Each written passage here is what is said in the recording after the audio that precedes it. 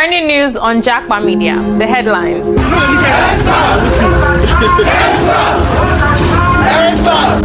Why are Nigerians having to queue up for hours and hours to fill up their cars with fuel? Well, the reason is there is a shortage, and the fuel importers say that the government owes them about $1 billion in arrears. And the government... I would prefer to remain here. Really? Yeah. Okay. Because, number one, there's maximum security here. Imagine having to commute a bridge like this one in a public bus every day on your way to your 9 to 5 job, but with that nagging uncertainty that the bus might just plunge into the lagoon below because of an avoidable accident caused by an overlooked bump on the road, or even getting robbed before you get to the other end of the bridge. These were some of my own realities before I decided that, you know what, I can't do this again and I have to leave this country with immediate effect. Protest blew through different states in Nigeria. Protesters were frustrated by the rising cost of living that continues to dwarf their purchasing power. In this... Now here poor person they see the job, now here rich person they see the job. But when something costs like this, nobody feel buy it. Well, for me, I think it's the hike in price of goods. I own a photography business, and the cost of moving my equipment from one location to the other was pretty much high for me. And also, I would say the prices of fuel. The price of fuel was very, very high because I had to power the generator just to, do most of my job. So it was really crazy. Again, personally, I'd always thought that I could never live anywhere else apart from Lagos because, I had my family members there, I had my roots there, I was born there, bred, buttered, as they say, everything in Lagos. The social life, the parties, the family gatherings during festivities and all of that. And then again, the food, the jollof rice, the egusi soups, everything. So I'd always thought my life started and would end in Lagos, but then life happens and you know what they say, never say never. So my husband and I decided that it was time to leave Lagos. It was time to leave everything we've ever known or everything we've ever built behind and try to seek for greener pastures, especially considering that we were recently married and we had to try and provide a better life for our children. So we came together to decide the country we would like to go to, which we, after so many deliberations, we decided to go to the UK. And next is that we started deciding the visa route we would like to go through, which we decided to choose the student route, and we picked the University of Derby. So the bigger part of the whole process started, which is the financial part. Even though we have our savings, together, but we still need a whole lot of funds to go through this process. So we started looking for how we sort for extra funds to, sort out so many bills ahead of us. So we decided to start selling some of our furnitures.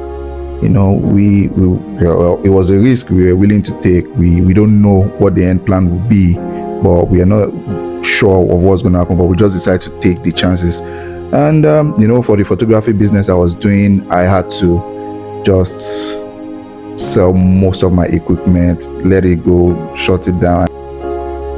Now, the planning part was really easy. The challenging part came when we had to start applying for the visa proper. The biometrics capturing, having to wake up very early in the morning, queuing under the rain, under the sun, the whole hassle, the tuberculosis issue, the tuberculosis, whatever it is that they do, and all of that. But eventually, it ended in praise and our visa came out.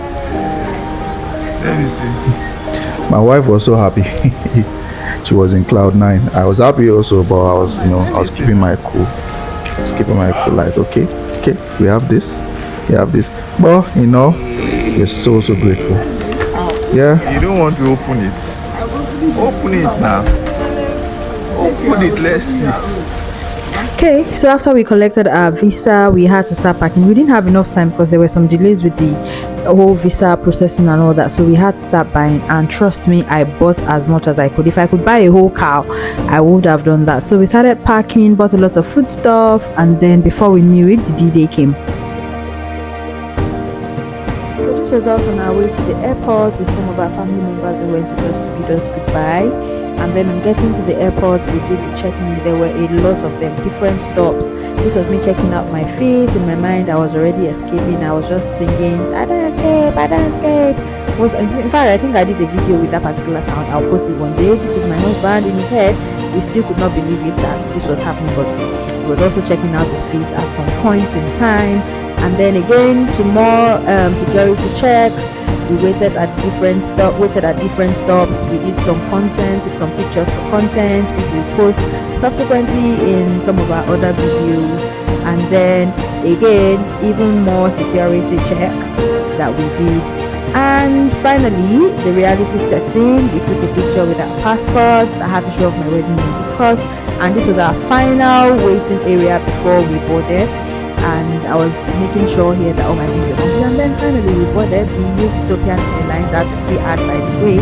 And boy, it was really nice. This was us leaving Lagos behind. It was sad, but then again, we were already facing the future. The sky was really beautiful from up there. The food, oh my god, Ethiopian Airlines, very nice. Another free ad right there. I enjoyed the food so much. For me, I could not even sleep. I was up all through. I was just hyped up. I was thinking how the place is going to be. But for my wife, she was just sleeping like a baby. She slept all through the flights, like she was sleeping in her bed. She was just sleeping. She was happy. I guess she was tired basically, but she was sleeping. So this is us entering the UK. You know, that's London ahead of us. Then we went through Birmingham, then straight to Manchester. And this is Manchester, the land of dreams, hope, and blessing. Yeah, it was great. You know, the flight was smooth. It was a great flight. Ethiopia Airline again. It was amazing. And yeah, you know, I was would I say it was still more like a dream for me, but when we landed and I was feeling the air, the United Kingdom air, it was different. It was different, I must say. You know, it was really amazing though. It was really, really amazing. It was an amazing experience. Okay, so this is Manchester Airport. At this point, we had done our security checks. We had even cleared our bags, and we were just trying to link up with the Uber driver who came to pick us. We did some more content. My husband here, it had dawned on him that he had finally escaped from that country and was already feeling like a Mancunian, as they call people who stay in Manchester. So this was us in our new neighborhood. We dropped our things and decided to take a short stroll, you know, to get the feel of the area. See me, of course, JJC's. See how I dress like somebody that just came from Enugu State. And yeah, we walked around. See my husband, so in his mind he has arrived, you know, crossing his bag like a big boy. Well, we're taking a stroll around our new neighborhood. It was really different. The hair is really different, trust me. That's it for now, guys. So please like and subscribe as you follow us on our journey, and you'll be